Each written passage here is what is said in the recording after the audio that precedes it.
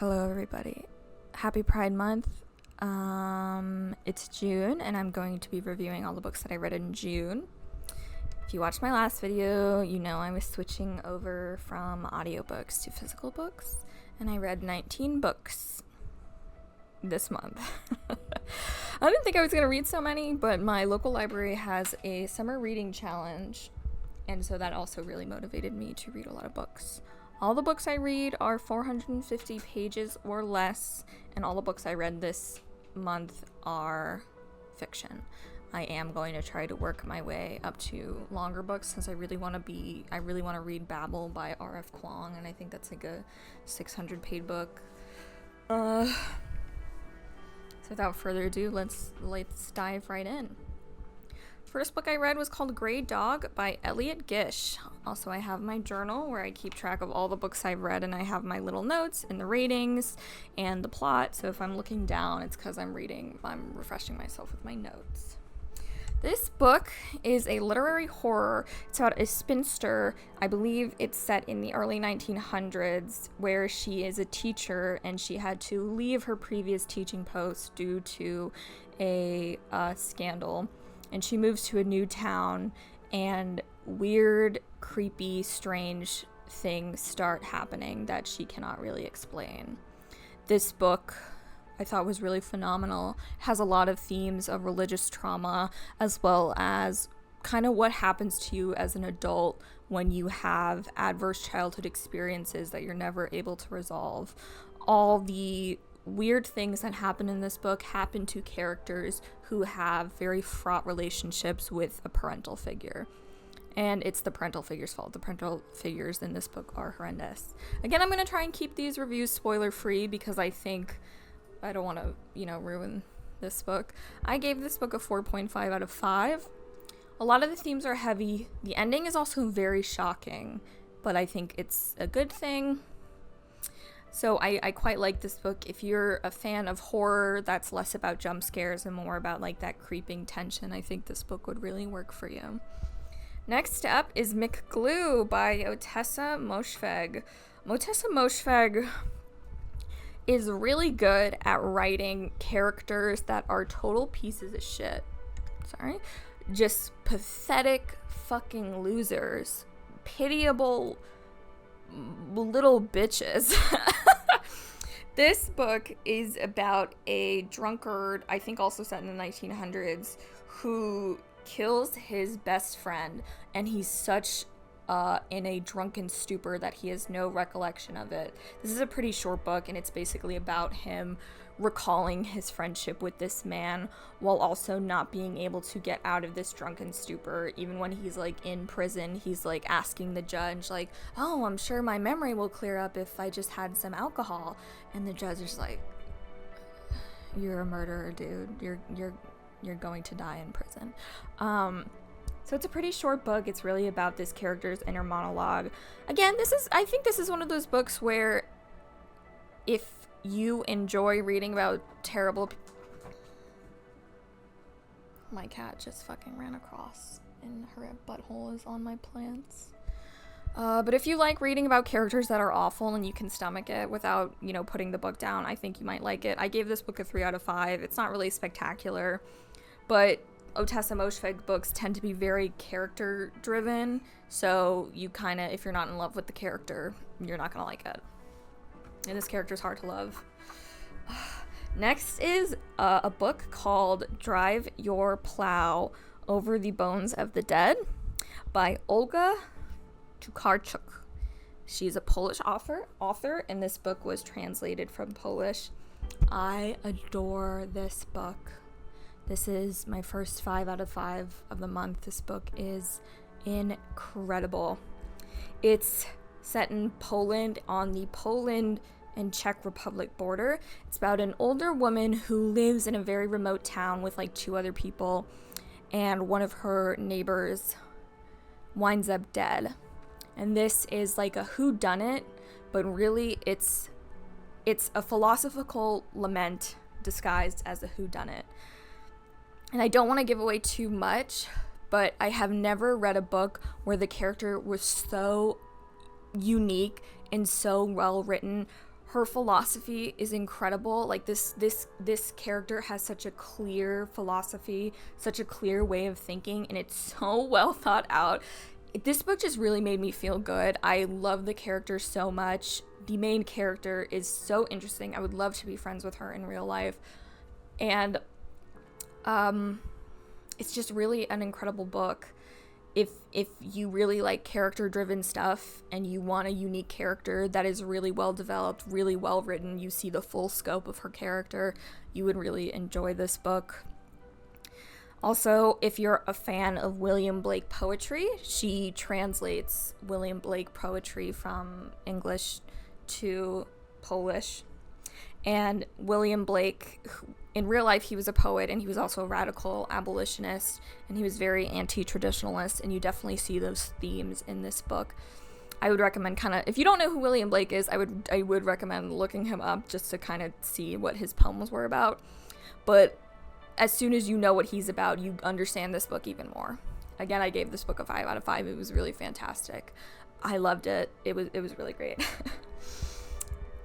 Next is called The Decagon House Murders by Yukito Ayatsuji. This is a Japanese book translated into English. It's a murder mystery type book. It's about these 7 friends who are in a college club, like a murder mystery college club. They love reading murder mysteries. They're all nicknamed after famous murder writers.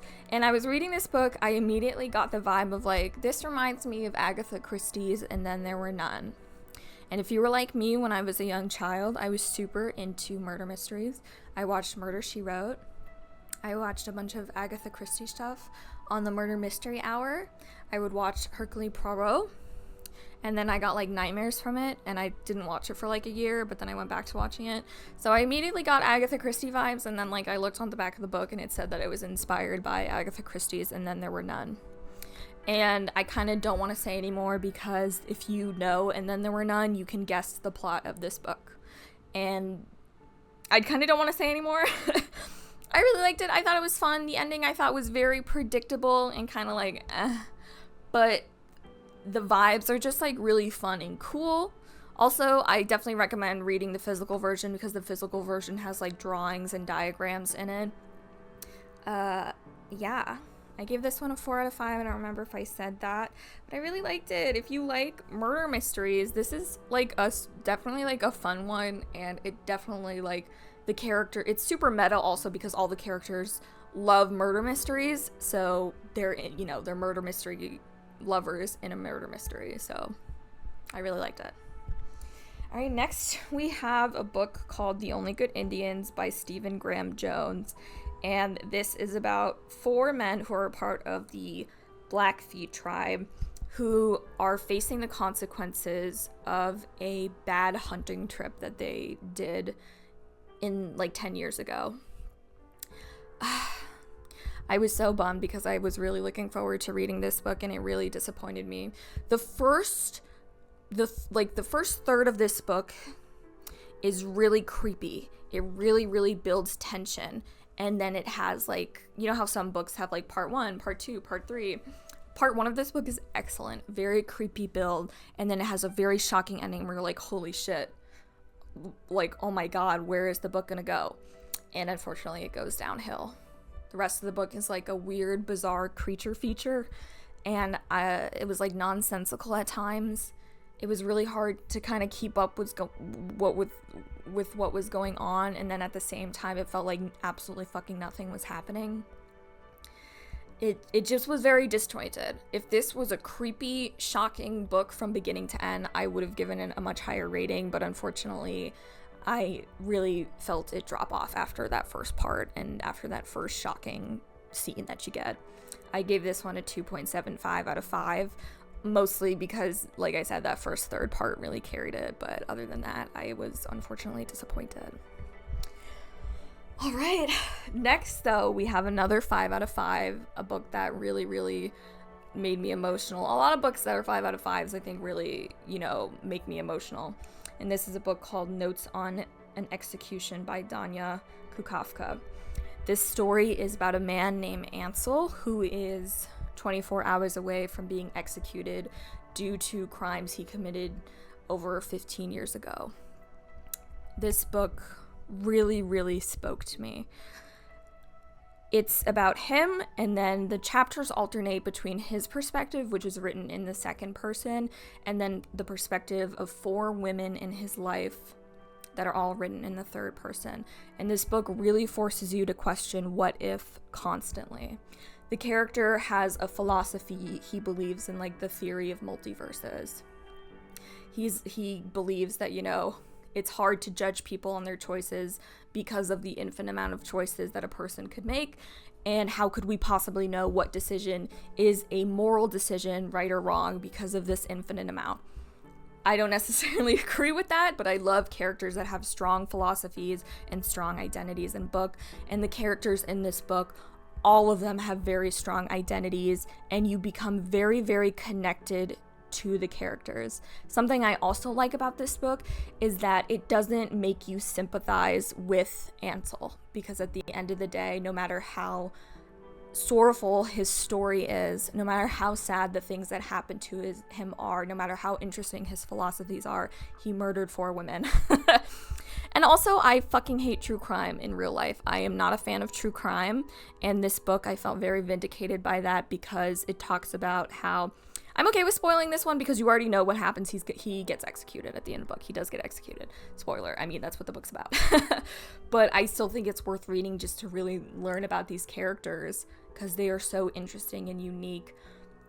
But I think it really, really kind of points out in true crime how the perpetrators of these crimes are the ones whose legacies live on, and how it's not fair. It's really not fucking fair that these people who commit atrocities are the ones that are remembered, and the victims of these loved ones have to reconcile with the fact that their loved ones don't get to continue their life.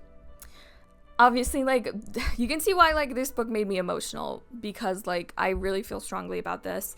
There are scenes where the author describes, like, what if scenarios about the victims, and it genuinely, I was like, oh my god, it, like, really struck me in the heart.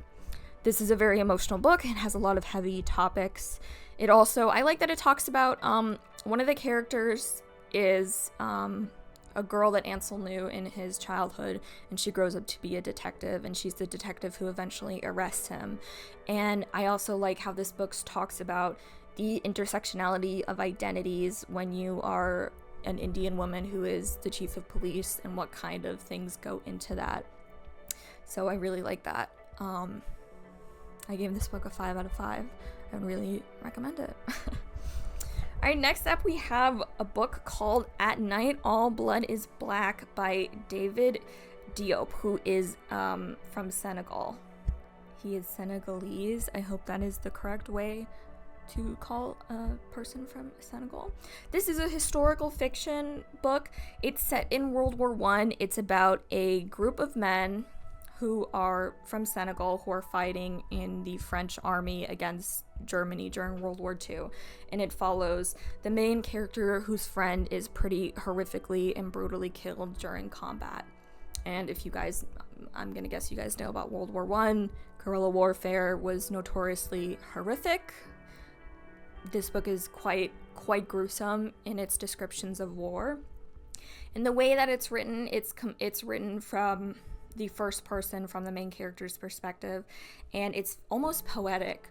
The author uses repetitious phrases, and these use of repetitious phrases, I think, really puts you in the perspective of the character, and also how inescapable war is when you're experiencing it. You know, you don't have PTSD because it's not post-traumatic. You're constantly just fucking living it.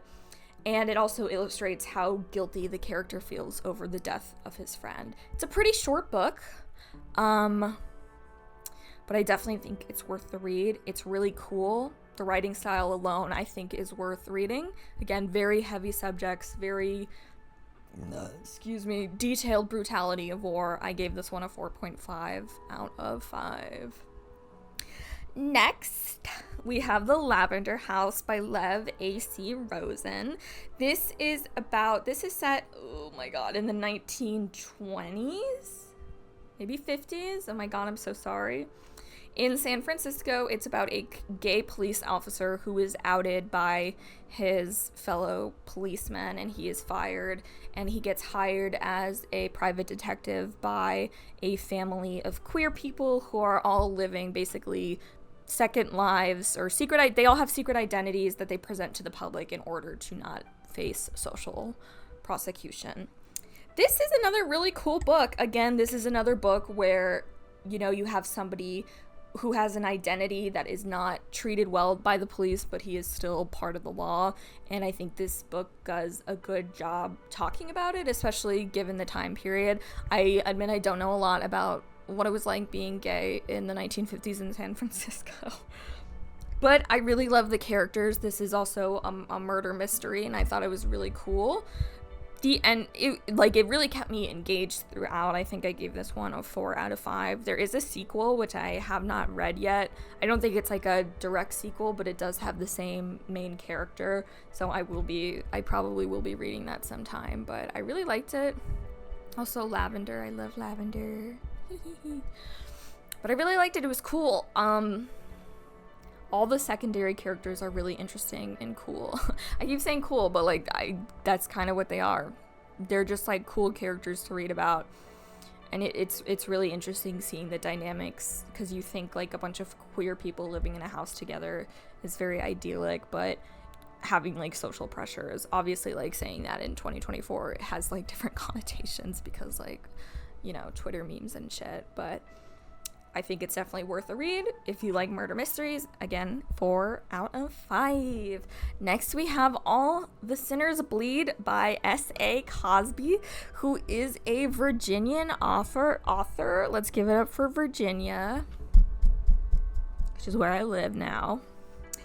And it is about it's set in Virginia, in a fictional town, but if you know anything about Virginia, it's like Eastern Virginia, like where Newport News or Virginia Beach is. So it's set in a small town, and it's about the main character is the first black sheriff of this small county called Karen County, which is also a super cool name, Karen being, the boatman of the sticks.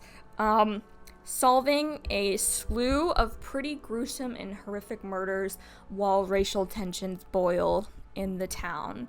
And this is one of those books when you read it, you're like, damn, the level of racism is cartoonish. And then you kind of remember that you live in America in the South. And then you're like, oh, wait, this isn't cartoonish. This is real fucking life. Symbolism of like Confederate statues, that's the other thing, because like all this shit is so real. But this book I thought was really excellent. I was like, this book would definitely translate to like a mini series murder mystery on TV. It's written very well. Again, another book where you have a black person in a position of power as sheriff, history with police, and black people are not, it's not a great history. So that is also a huge play into what is going on in the town. And I just really thought it was excellent. I gave this a 4.3 out of 5. The mystery itself is also very scary. And then when you find out what is going on, it's even like sadder and scarier. So again, if you're a fan of murder mysteries, especially like, I don't want to say TV style because I don't want to sound like I'm trying to devalue this book, but like it would translate really well to like a TV show. It was really cool, and I'm gonna definitely read more of S.A. Cosby's work. He has another one on my wish list called Razorblade Tears, which sounds really cool. Yeah. Next up, we have Human Acts by Han Kang. And if you remember, I read The Vegetarian by Han Kang, and I was mistaken. I thought Han Kang was a man. Han Kang is a woman. I apologize.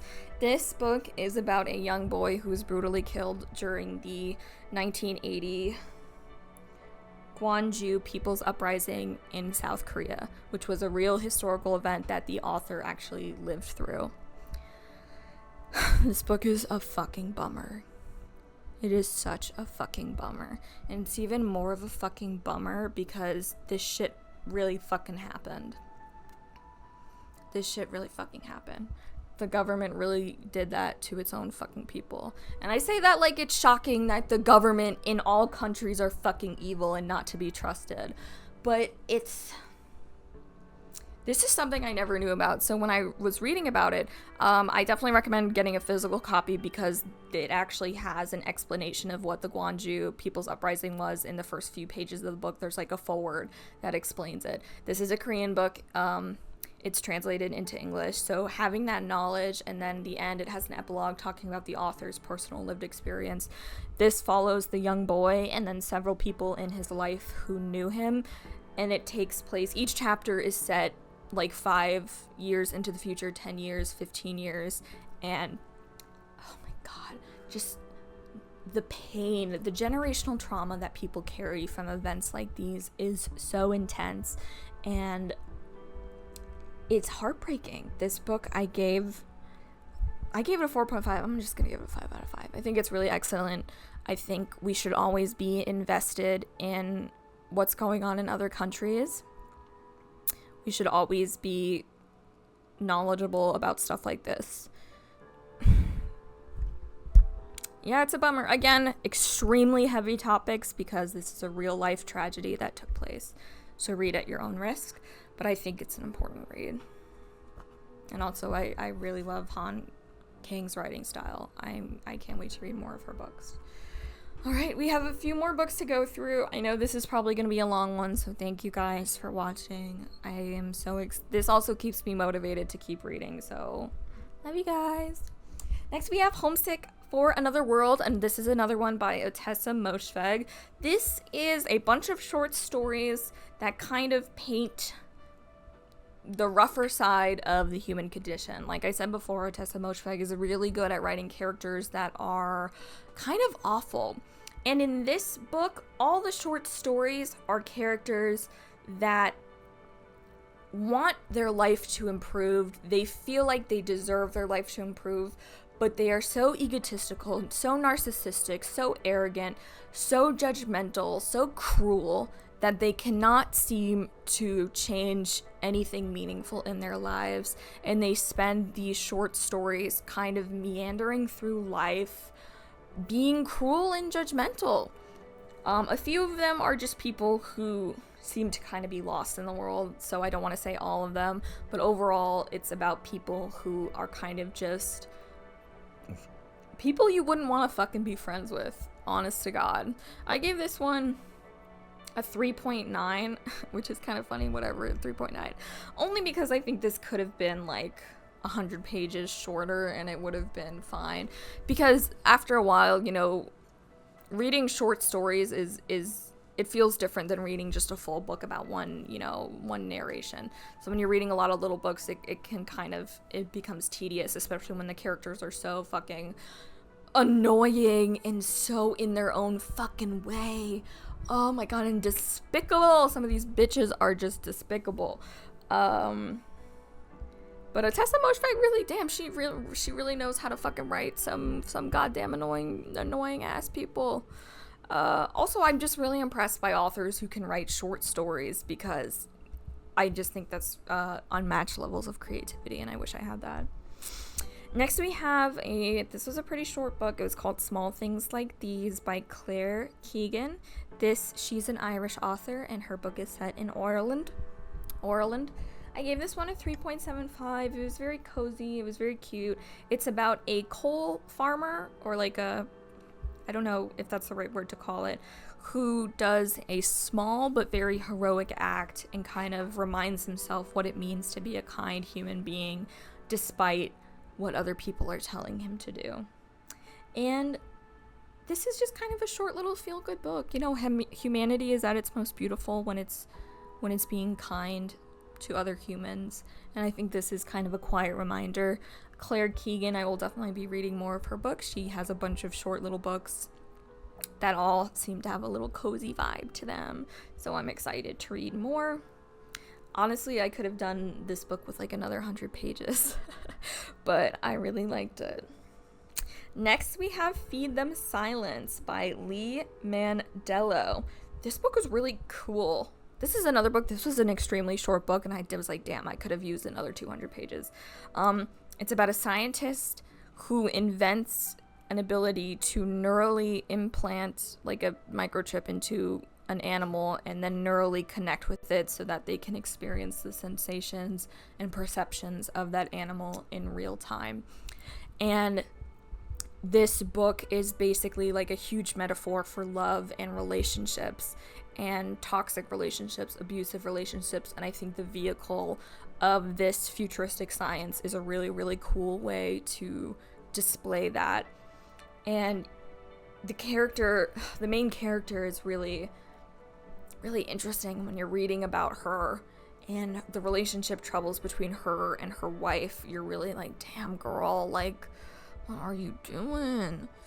But also it keeps you really engaged with the science aspect. I think the science aspect and then the relationship aspect, I think, really work harmoniously. And I gave this one a 4 out of 5. I quite enjoyed it. Next we have a book called Florida by Laura Groff. Oh my god, where are my Floridians at? Because I'm from Florida. I'm saying this like the people who are watching are like people who don't know me. If you do happen to find this video and you don't know who I am, comment like a dog emoji or something. But this is a series of short stories that all take place in Florida, or the characters are from Florida. I think 1 or 2 take place in other areas, but the characters reference Florida. They talk about Florida. And like, sorry, I'm trying to read my notes. Each chapter is quite engaging. There are some that are more engaging than others. I think the second chapter was my absolute favorite, but they're all pretty strong in their own way. And they also make me like weirdly nostalgic for a Florida that I never really got to experience because it's being destroyed by tourism and politicians. Because a lot of this takes place in like more rural Florida, where, you know, nature is still very much at large. Natural disasters are talked about a lot in these chapters. And like, yeah, baby, that's Florida. Das Florida. I gave this one a 3.8 out of 5. I feel like if you're a Floridian who is in the same boat as me, where you really want to love Florida, but you're finding it hard to, I think this might be a little refreshing. If you're not from Florida, I don't know. Everybody who's not from Florida seems to think that Florida is like a fucking paradise, so it's not.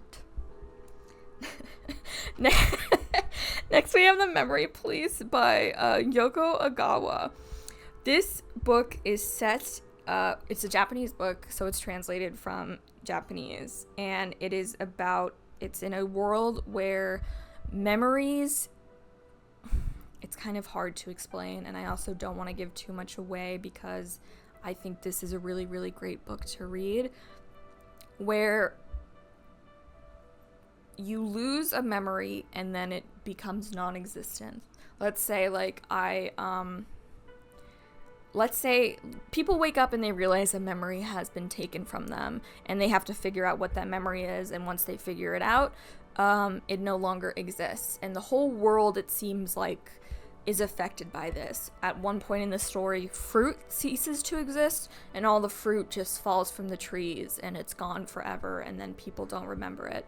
However, a few people across this world do keep their memories, and they are hunted and tracked by the memory police and taken away to some unknown place. The main characters, this happened to the main character's mother, and as an adult, the main character is protecting her friend, who is one of these people that retains their memories.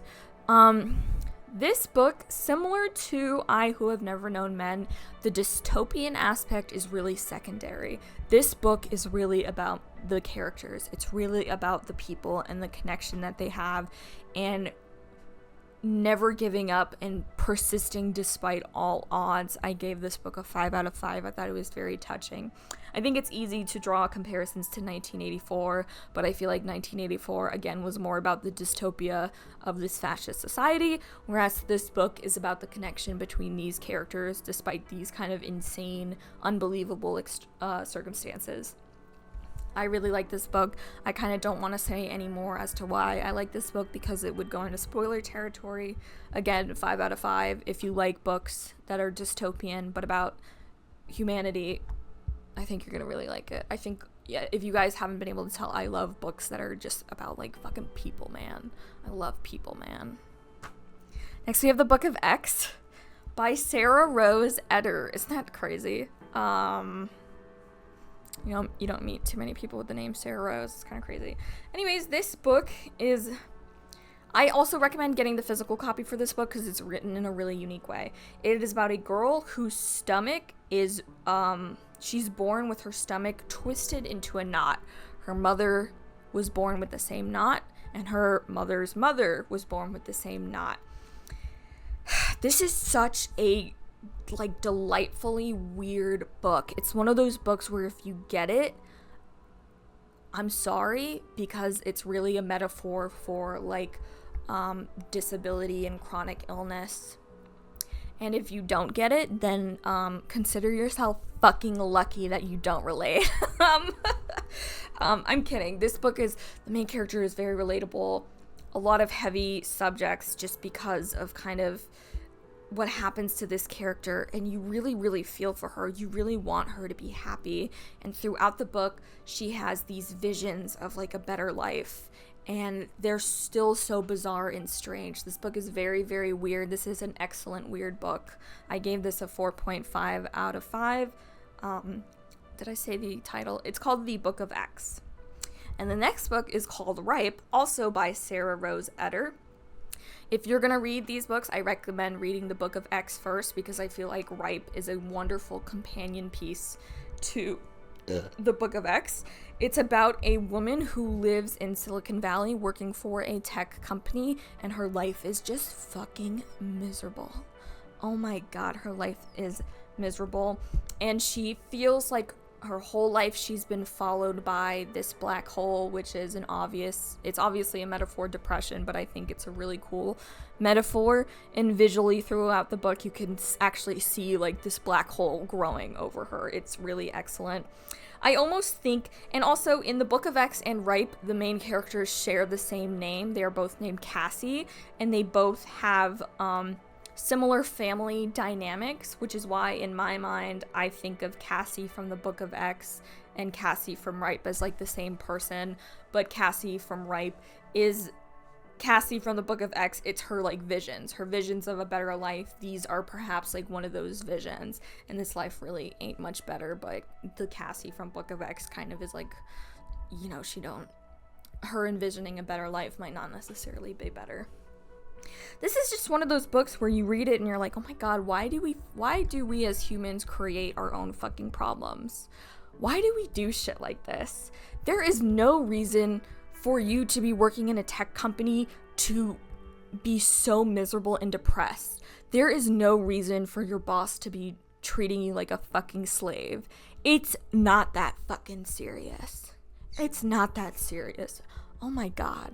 Maybe I'm saying this, especially I'm influenced because I'm a social worker. I work in social services where, you know, it's like people's lives on the line, and this shit is actually serious. That when I read about books where it's like, we gotta get the data analytics or else, it's like people are dying. But this has a very hopeful ending. I gave this one a 4.5 out of 5. Don't let yourself suffer under capitalism. Workers unite. We got a few more books left. Sorry. The Hollow Places by T. Kingfisher, also known as Ursula Vernon. Also, what a fucking cool, like, pseudonym, T. Kingfisher. And also, what a cool real name, Ursula Vernon. That's awesome. This is a book about a woman who, after a divorce, moves back in with her uncle, who lives in a museum of like wonders and oddities. He owns the museum, and she discovers a portal to another world in the museum. I'm gonna try and describe it without spoiling it. I like this book. I gave it a 4 out of 5. If you've seen the movie Annihilation, it's similar to Annihilation, and I feel like that kind of spoils it, but I don't know.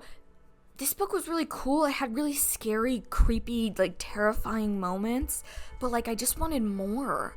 I wanted more, but also I'm kind of not a fan at how this book kind of explains the other world. I kind of wish it left it more open to, not interpretation, but left it open to questioning, because I think that would have added to the terror of the unknown. This also very Eldritchian, but it was definitely really cool. I would definitely give it a read. It's like a really cool horror. I think this is a great book to get into the horror genre as well, especially because like the horror elements are very like as not very metaphorical. I think some type of like some literary horror can be hard to get into because, you know, everything's a metaphor for something, which I love, but that can be hard to get into. And also sometimes you don't want to read about really heavy topics. Sometimes you just want a fucking scary book that's scary because the circumstances are fucking horrifying, and that's definitely what this book delivers in. Oh my god, last book. Okay. I Am the Messenger by Marcus Zusak, who is also the author of The Book Thief. This is a very different book from The Book Thief. That book is excellent. This book is incredible also. It is incredible. It is about a Australian author. This takes place in Australia. This is about a 19-year-old cab driver with no prospects, living kind of a very cyclical life. And then after he stops a bank robbery, he begins getting strange letters in the mail written on playing cards. This book is really about how your life matters, and you can start over at any time, and there is always time to be a good person and to do something meaningful with your life outside of what you get paid for, which is a message that I adore. I love this character. The main character of this book has incredible character development. The secondary characters are so interesting as well, and you get invested in them. And you really want to know, like, what is going on with these messages? Like, what is the end goal? And the more you learn about it, the more you you feel very fulfilled by the end of it. This was a really fulfilling book to read. I gave it a 4.5 out of 5. I absolutely fucking loved this book. And those are all the 19 books that I read during the month of June. I'm so excited to read more books. I have like 3 on hold right now. What books do I have on hold? I have Toni Morrison's The Bluest Eyes, which I am like so pumped to read. And I have a book, I think it's called like A Short Hike. I don't know the author. And then the third one, I don't remember. I think it's Brutes, which is a book set in Florida, so that's exciting. But yeah, my favorite book that I read would probably be either Drive Your Plow Over the Bones of the Dead or Notes on an Execution. I read a lot of great books. I'm very lucky that I've kind of only read great books. I've had 1 or 2 that I didn't like so much, but overall all the books I've been reading are really great. I get most of my recommendations from TikTok. Feel free to recommend me books as well. Don't feel bad if I don't get around to reading them for a while. I think I have like 113 books on my wish list right now that I'm trying to go through. And also I get all my books from the library, so, you know, I have to be patient. I try not to. I am going to a discount book sale this weekend where the books are like $2 each, so I might buy some books. I'm quite excited. Anyway, please leave a comment. Love you guys so much. I've been so pumped the whole month to record another video. So, shout out to Ralphie Island also. Love you, Ralphie Island. Okay. Happy June, everybody. Hope everybody's having a great summer. Goodbye. Yeah. Who the fuck is Ralphie Island? It's Nick G.